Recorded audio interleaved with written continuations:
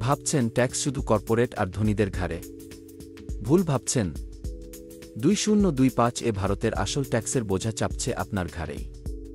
ব্যক্তিগত আয়ের ট্যাক্স মানে আপনার বেতনের টাকা এখন কর্পোরেট ট্যাক্সকেও ছাড়িয়ে গেছে। 2019 কর্পোরেটদের ট্যাক্স কেটে দেওয়া হয়েছিল, তার মাসুল গুনছে মধ্যবিত্ত। আগস্ট 9-7 আসে সাধারণ মানুষ থেকে। মানে আপনার টুথপেস্টের ট্যাক্সের রেট প্রায় ধনীদের প্রাইভেট জেট ফুয়েলের মতোই। একদিকে 166 জন বিলিয়নিয়ার মজুত করে রেখেছে 2.5 লাখ কোটি, তারা দেয় মাত্র 0.3 ওয়েলথ ট্যাক্স।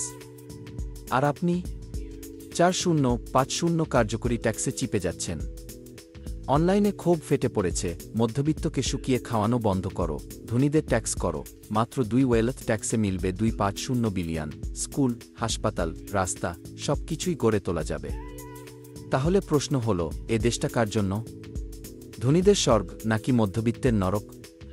কমেন্টে জানাও, লাইক করো, আর সত্যি জানার জন্য ফলো করো। তথ্যসূত্র অক্সফ্যাম, ওয়ার্ল্ড ইনইকুয়ালিটি ল্যাব।